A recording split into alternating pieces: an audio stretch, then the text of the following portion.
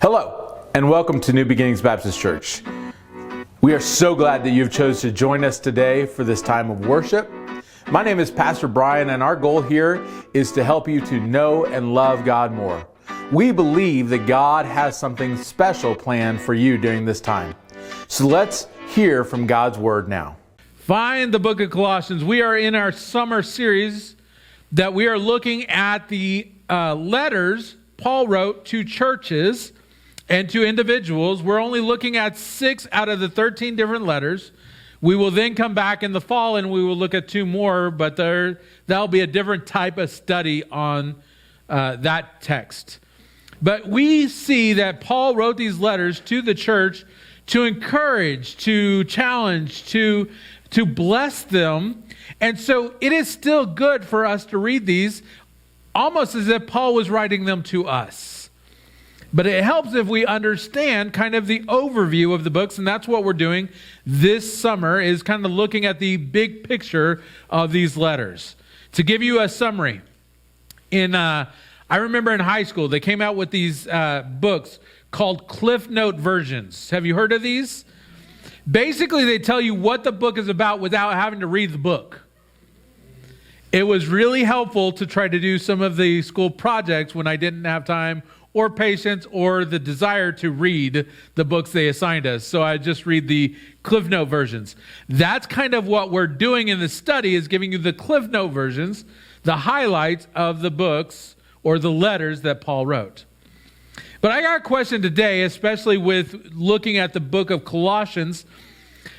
What would you do, personally for you, what would you do if you received a message from a stranger?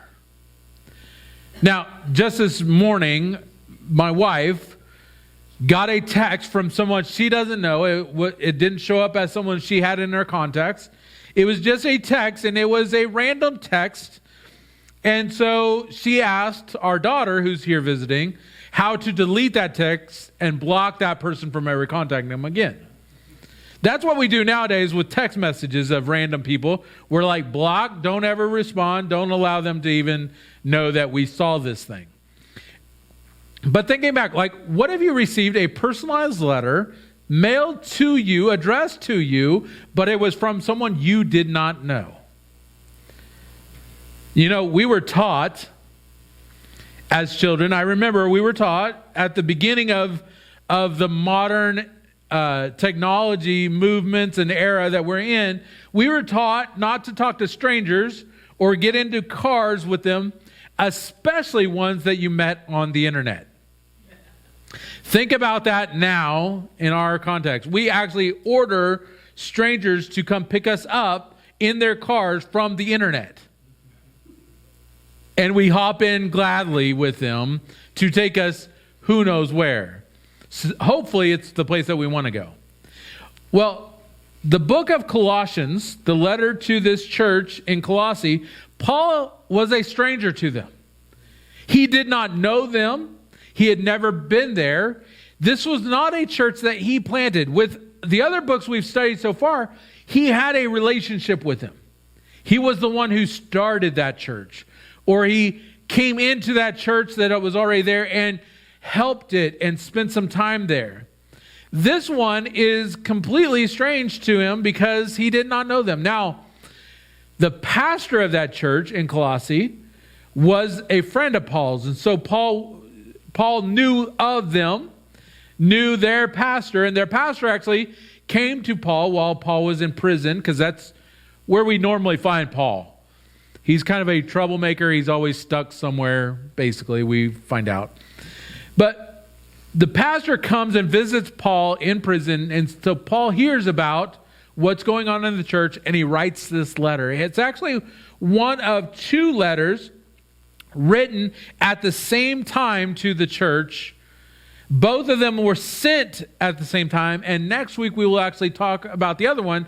Philemon was the other one. They were paired together. The book of Colossians, the letter to the church at Colossae, was written to the entire church. The letter to Philemon was written to one individual member of that church. And so we'll talk about all that. But let me give you a little history. Paul, because he had never been there, kind of was going off of what the pastor had said. Now, I don't know what that pastor would have said about his church. I know what I would say about you. So most of it would probably be good. If you pay me enough. No, joking. Ease the tension here. But I would say great things about you. I love our church. I would talk highly about our church. But of course, all of us are human. We also would point out some of the things we struggle with or that we have difficulty with.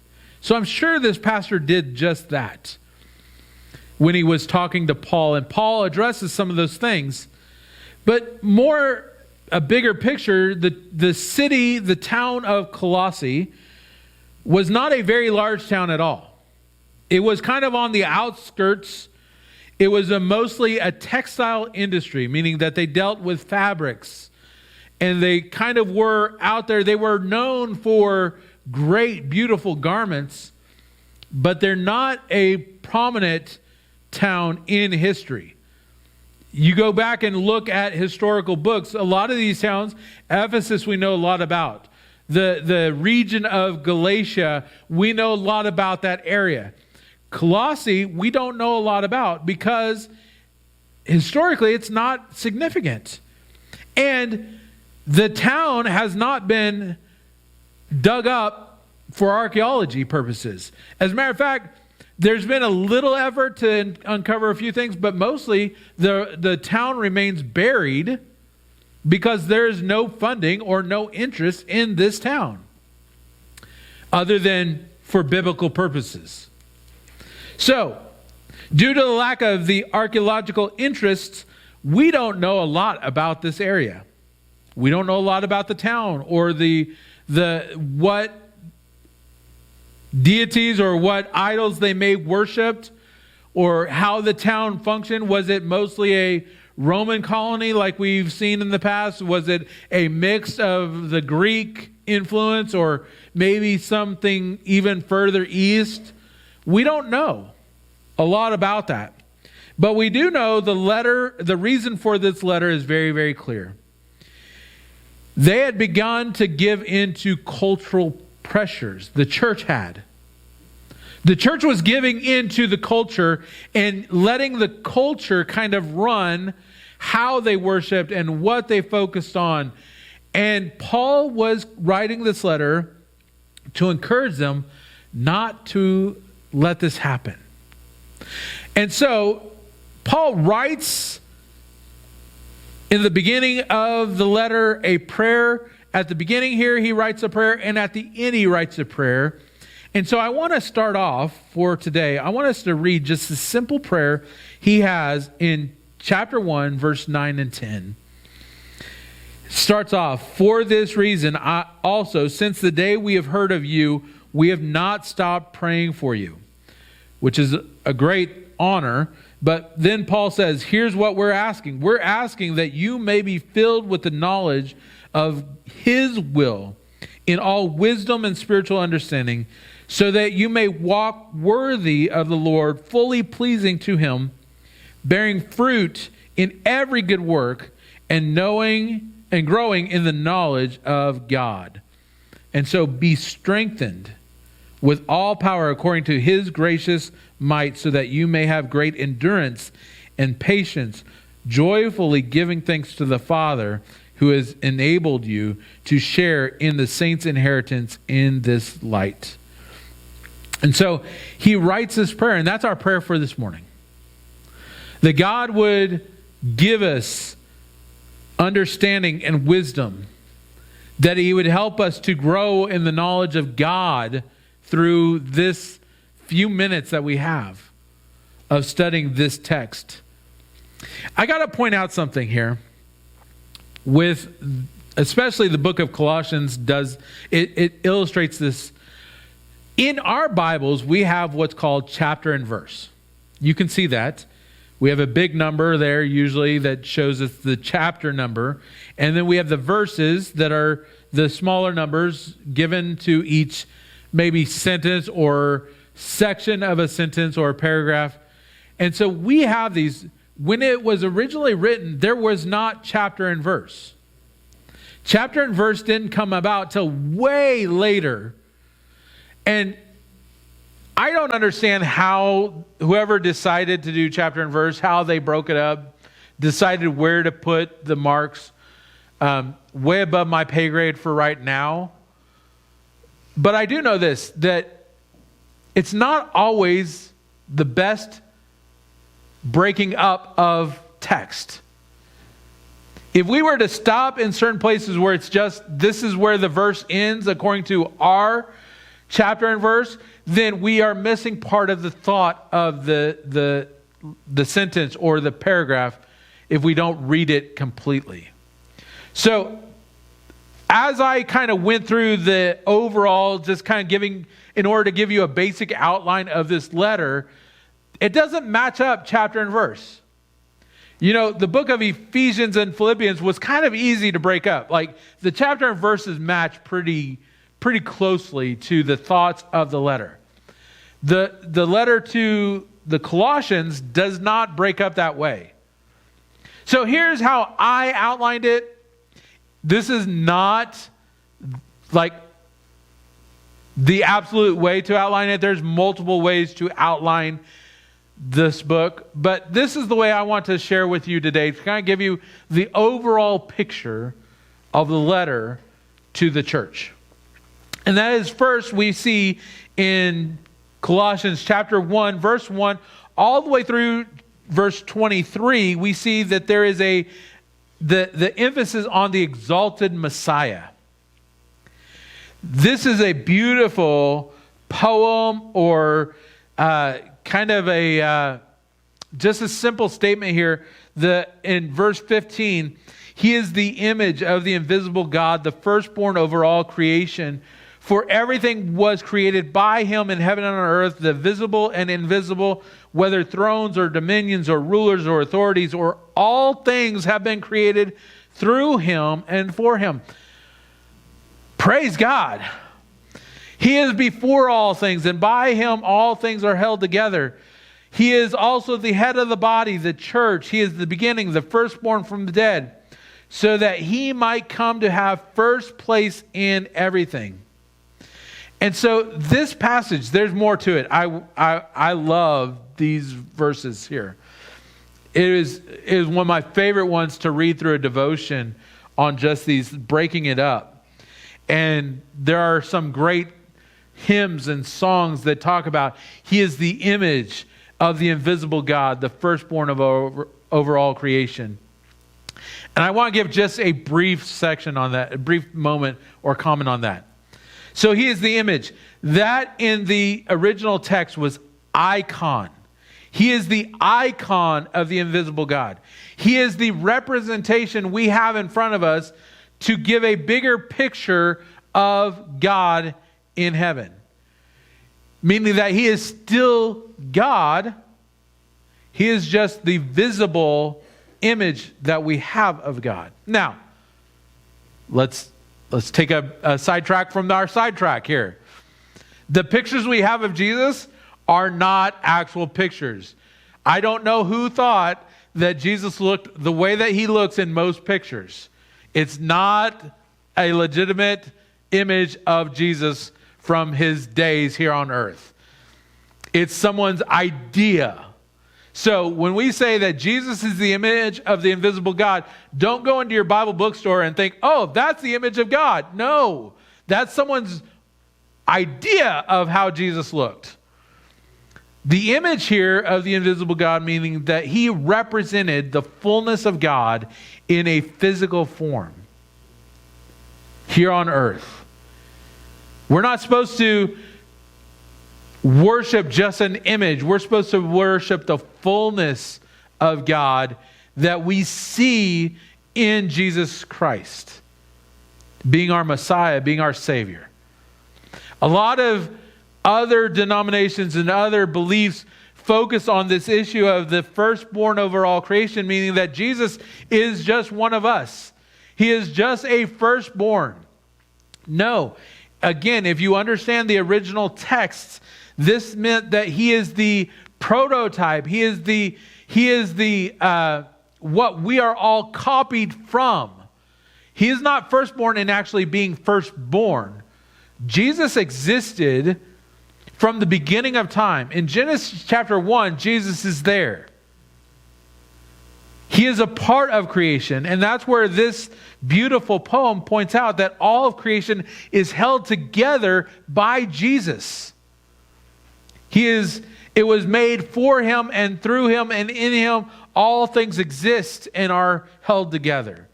We need to understand that that means that he is God. So being the firstborn is not being actually firstborn. How could he be firstborn when he wasn't mentioned in Genesis or in earlier historical texts? He's not mentioned until we read it in the New Testament. He existed long before he ever was physically born. It just means he is the prototype. He is what everything was made in the image of. So, as we look at all creation, we can think, that is because of Jesus. That is because of God. As we look at each other, we need to see that we all are made in the image of God, in the image of Jesus. And we need to worship Jesus even more because of this.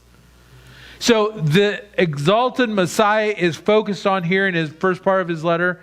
Then he goes on, chapter 1, verse 24 through chapter 2, verse 5. Told you, they didn't break it up very well, in my opinion. But this is a small little section on the suffering of Paul. Paul says in verse 24, he points out, "Now I rejoice in my sufferings for you, and I am completing my flesh what is lacking in Christ's affliction for his body, that is the church." That's a little confusing statement. Let me focus on something else. Verse 28 says this, that we proclaim him. Everything Paul is talking about in his own sufferings, that he is in prison, that he is physically aching over this, he is doing so because he loves the church, the body of Christ, just as Christ loves the church. That Paul is suffering because of his love for Jesus and the love of the church, just as Christ suffered for the love of us. And so he is pointing out that everything that Paul is going through, everything that Paul is writing, everything about Paul, if you want to sum it up, it's this: we proclaim Jesus. That's it. I love how he said it. If I boast in anything else, it's this, that I know and love God. I boast in the knowledge of Christ. I boast in this, not anything else. I boast in just God alone. We proclaim him. I hope that's said of each of us. But this is the wealth of the mystery. See, Paul is getting ready to address an issue that's going on in the church. And that's where the next section is. That the pressure to turn from the gospel, the cultural pressures that are going on, he's getting ready to address. So he starts in chapter 2, verse 8, says this. He says, "Be careful that no one takes you captive through philosophy and empty deceit based on human traditions, based on the elements of this world rather than Christ." See, if we focus on anything else than Christ alone, we start getting into human ideas and understandings and traditions. We get into philosophies and thoughts that kind of are outside the scope of what is actually in Scripture, we can get ourselves into trouble. Now, I'm not saying bury your head and ignore all those other things, but make sure that those things don't take you captive. The driving thing for us as believers and as a church needs not be on all these other issues that are important but distract us from the gospel. If we allow those to take place, we are allowing our circumstances and our culture to kind of drive the message that we proclaim. And again, going back to what Paul said, we want to proclaim Him alone. We want to proclaim Christ, the cross, the salvation we have through Him. That's what we want to proclaim. We could get caught up in all the many different issues that are important for attention. Political, social, economical issues. Yes, Scripture has something to say about them. But if we get too focused on those, we neglect the gospel, then we're giving people information. We're not giving them a way of salvation. And a lot of knowledgeable people, a lot of good intending people are going to die and go to a sinner's hell because they have knowledge, but they don't have salvation. Now, that's the problem here in the church at Colossae, was there was two combating issues. There was a polytheism, meaning that they would believe that God was represented in multiple images, multiple ideas, that all of these ideas of God came together to reveal that there's not just one God, but there's many gods. So polytheism. But then there was also a group of well-intending people that were called Gnostics. Gnostic comes from the word, or that's where we get our word knowledge. So these people thought that there was a great mystery, that if you understood the mystery, if you understood the deeper things, that led to a better salvation or a true salvation. Paul writes a warning about the Gnostics, and we see this in multiple letters. But warning of this idea that there is a hidden knowledge that you have to obtain to actually truly be saved is not found in Scripture. The truth is that we are saved through grace alone, through faith alone, in Jesus Christ alone. We don't have to dig into some mystical idea to truly understand our salvation. There are things that, yes, they are a mystery, and we can consider all of them. But those mysteries are not for our salvation. They're just for us to grow closer to God as we seek those answers. So, Paul was warning against the polytheistic views and the Gnostic views that were compromising the gospel. And it just points out, the more I read inside of here, especially in this area, it was just pointing out that for some reason, we as human beings, we are addicted to this idea that we have to do something to earn our salvation. That we have to be a part of our own saving. And the reality is, we could do nothing to save ourselves. There is nothing that God needs from us to save us other than our turning to Him and crying out. That's it. And even that in Scripture is pointed out that God is the one who prompts us to do that. So God is the one who gives us the desire for salvation. Then He gives us the fullness of salvation when we put our faith in Jesus Christ. But there are so many of us, even well-intending Baptists or Christians who think we need to earn our salvation. And there are so many people who get caught up in this, and they are miserable Christians. I want to say that because they're constantly trying to earn God's favor, when God gave us the fullness of his love in Jesus Christ. So stop trying to earn your own salvation and put your faith in Jesus. If that's all you get out today, we're good. I should just end it right now, right? You're like, please, Pastor, no. But then there's the next section, and that's from chapter 3, verse 1 through chapter 4, verse 18, through the rest of the book. He spends the rest of the time writing to them, and he says, this is the resurrected life. Now that we have established you can only be saved through grace, through faith in Jesus alone, now what does that mean on how you live out the rest of your life? Not that you're earning your salvation, but our salvation should affect everything that we do. Our faith needs to infiltrate, needs to become a part of everything we do. From the things of our homes and our marriages, the way we raise kids, the way we serve at our work, the way we treat people. And that's what Paul talks about all the way through from chapter 3 and chapter 4. He talks about your salvation and faith in Jesus needs to affect all the rest of your life. See, the gospel cannot be compartmentalized just to only church on Sunday morning or only when we're at our small groups or in Bible study. Our faith in Jesus needs to become who we are all the time.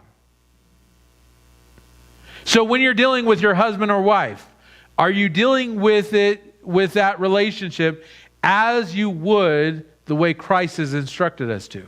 The way that Christ would deal with your husband or wife? Are you dealing with them that way?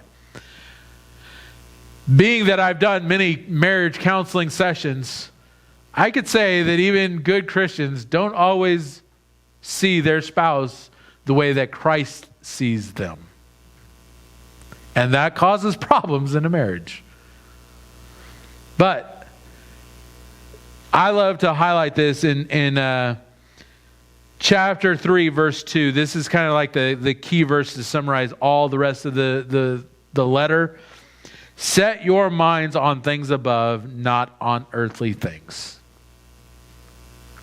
In all the things that we do, set our minds on things above. Now, I also heard this quote. Some people set their minds on heavenly things so much so that they're not in the earthly good. They're always living in the clouds, just thinking about heaven. That's not any good either, because then you're just an absent-minded Christian. So we have our mind set on heavenly things, on things above, so that we can do earthly good. So that we can show the love and the grace of Christ everywhere and in everything that we do. I remember reading this or hearing this story. I forget which one it was. But you know, back in the late 60s, early 70s, the Jesus movement, right? And that was not received very well by the established church. The regular church people did not necessarily like the Jesus movement all that much because, well, as one traditional pastor put this, and it was actually quoted in an article in a newspaper, it said this: all they have is Jesus. We don't like those people because all they have is Jesus. Start thinking about that. And I could tell you have the same thought because I see your faces. What's wrong with that? Isn't Jesus all we need? Now, I get it. There was a differing of opinions and a lot of things that went on then. But to say that that's the criticism of anybody was all they have is Jesus, I'm okay with that. All I have is Jesus. Paul actually would have loved that. If you said to Paul, all that Paul talks about is Jesus, Paul would think, okay, I'm good with that. That's my reputation. I'm good with that. All we need is Jesus. And we can get distracted by many, many things. I could probably say that, and you can correct me if I'm wrong, but many of you have already been distracted since we started this message. Something has taken your focus off of the text, off of the reading, off of what I'm saying. Maybe it's your phone. I haven't heard any ringers, so you all have silenced your phones at least. But I'm pretty sure some of you have checked it, at least because you've been notified. It's buzzed in your pocket maybe. As a matter of fact, I'm just got buzzed by a text on my watch. Some of you may have had your thoughts go about, I couldn't have planned that any better. Anyways, some of you, actually this is an interesting thing. Just to throw this out there, here's random trivia for you. You know, we receive a text or a notification at least once every 12 minutes on our devices. And then neuroscience, the understanding of the brain, tells us that it takes us about 15 minutes once we're distracted by that to get our focus back on what we were doing. So we have just lost about 20 to 30 minutes because a phone call or a social media post or a text distracted us from what we're supposed to be doing. Let that sink in. How often are you distracted about the day? How often are you distracted from what's most important to you? Some of us get distracted by worrying about tomorrow or worrying about lunch. Some of you raised your hand right there. Like, wrap this up, Pastor, I'm hungry. My stomach is going to be notifying me real soon. Some of us are more concerned about our past. Man, if God really knew what I've done, I understand the thoughts of that, but I also kind of laugh at it. It's like, you think God doesn't know? And God has said, if you have come to Him and have asked for forgiveness, He is going to forgive you. He is faithful and just to forgive you and to cleanse you. That means wipe them out of all of your sins. 1 John chapter 1. Read it, highlight it, memorize it, because that's an important verse when thinking about our past. But God, I failed you here. He's like, but did you ask for forgiveness? Then it's done. Why are we talking about this again? Anyways, Paul reminds the church that all these cultural things, all these things going on through their heads and in their lives, he's not dismissing them. They're important for us to think about. But don't let them distract us from what is most important. And that is that the risen Messiah is our Savior.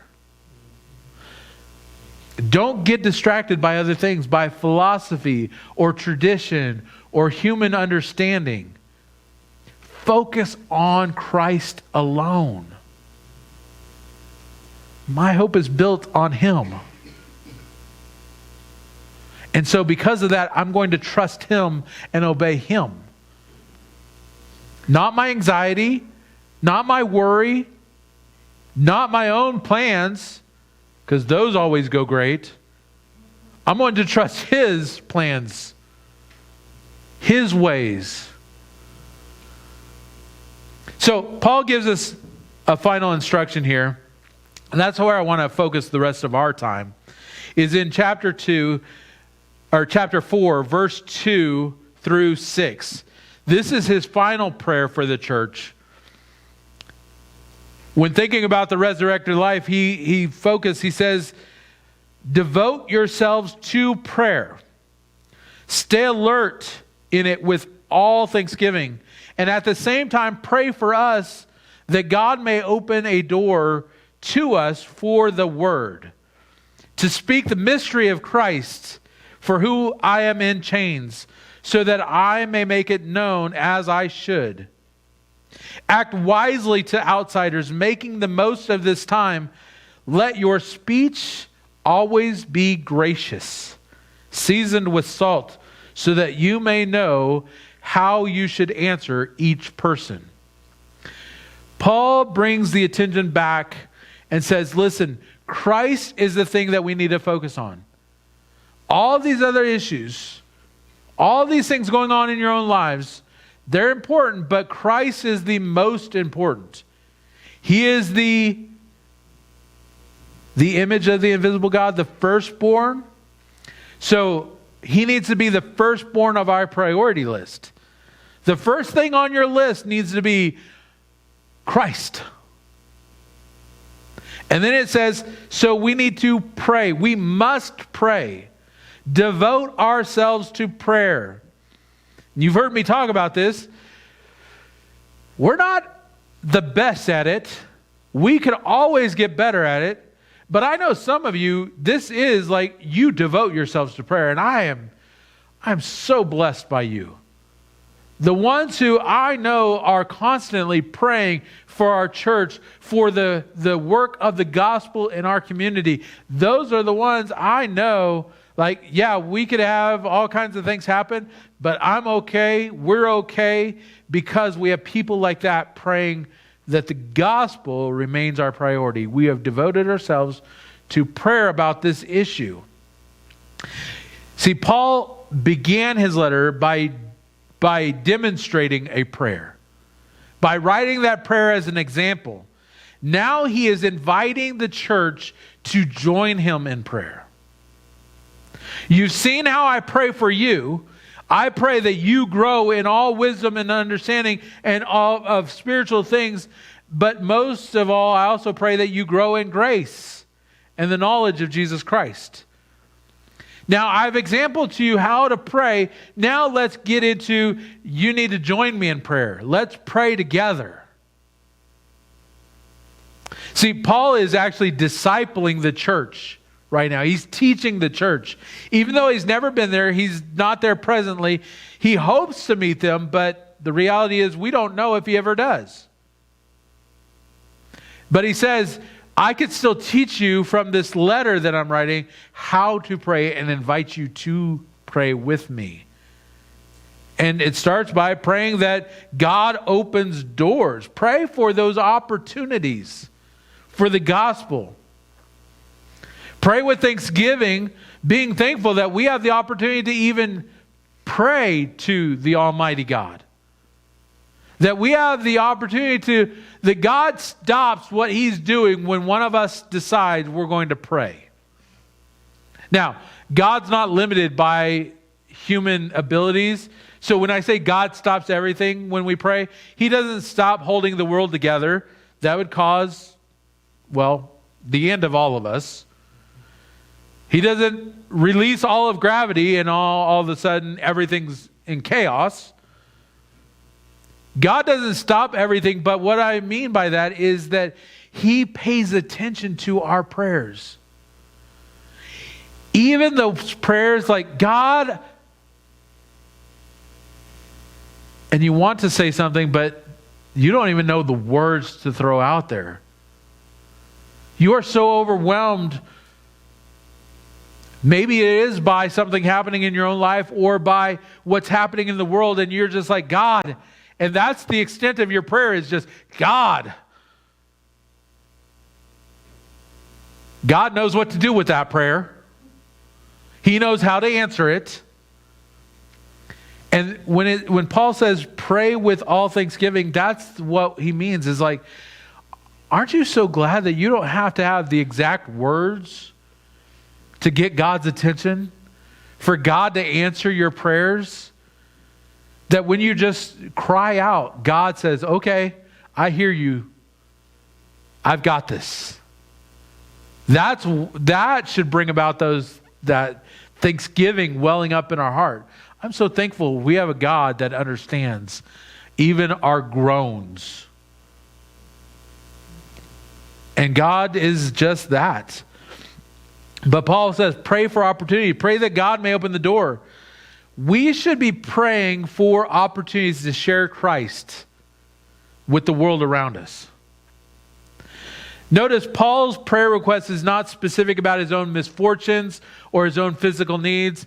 Those have a place. We need to be praying for each other, bearing one another's burdens. That is definitely true. But the driving force behind his prayers, behind his call to us to pray, is that the gospel needs to reach the community. The gospel needs to be declared to those who need it the most. And I love the old hymn. I love to tell the story. I love to talk about Jesus with those who have never heard, because that is the saving grace of God. And if by some chance they respond, we have just seen the work of the Holy Spirit in our presence, because only God can save. And if someone gives their life, puts their faith in Jesus because of something you have said, that is where eternity has touched earth in that moment. And that person now is eternally changed because of a conversation. But I also love to tell the stories to those who have heard it 1,000 times. Some of you have probably exceeded 1,000 times of hearing the gospel. Because it never hurts to remind us of what's most important. And so, we need to be focused on that. His request is centered on sharing the gospel. We did something in January. We challenged our church with the Who's Your One challenge. And we did a series of messages on Who's Your One. Some of you are like, oh yeah, I remember that now. Our whole goal for this year was to be praying for one person who needs to hear about Christ, that we know personally, who is close to us but yet far from God. We need to be praying for those people and praying for God to open the door of opportunities that they may hear the gospel. I hope you haven't forgotten to be praying for your one. You should be praying for at least one person. I'll never forget. Someone said, well, am I only allowed to pray for one person? No, you could be an overachiever and pray for more than one person. The challenge is, there's a lot of church people who don't pray for not even one. And so let's just start with one. And imagine this, that by the end of this year, if everyone in this room right now had the opportunity to share the gospel, and some of those people, because we know it's only the work of the Holy Spirit, but some of those people actually received Christ, could you imagine how that would change our church? If every one of us shared the gospel with one person the rest of this year, and some of them actually came to faith. Man, as a pastor, that just gave me goosebumps. Like that should get us excited. The idea. But Paul also says, not only do you pray for opportunities, but pray for wisdom.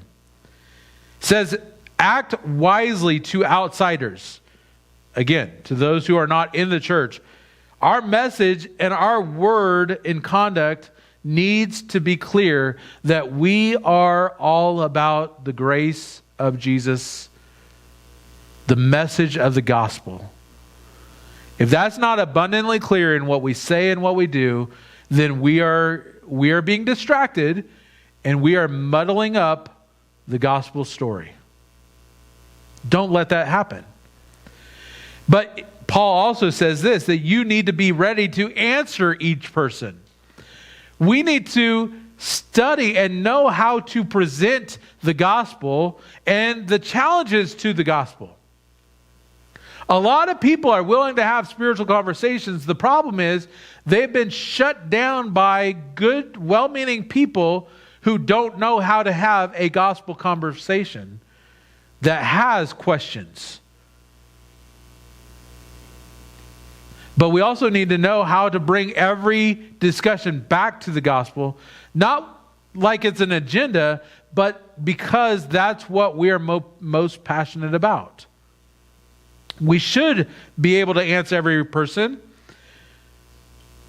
We don't have to have the right words. All we have to do is make sure that it's not mixed with political or social or personal issues on our own agenda. It just needs to be the gospel alone. Jesus died on the cross for our sins, rose again on the third day, so that we may be justified and declared righteous, so that we have a relationship with God. Those was a lot of big churchy words right now. I know that's not a great example, but I'm saying it needs to be simple. It needs to be focused. Paul finishes with this, and I'll use these as good reminders. Two of the things happening in the church of Colossae was that they were allowing their own personal arguments to start distracting from the gospel.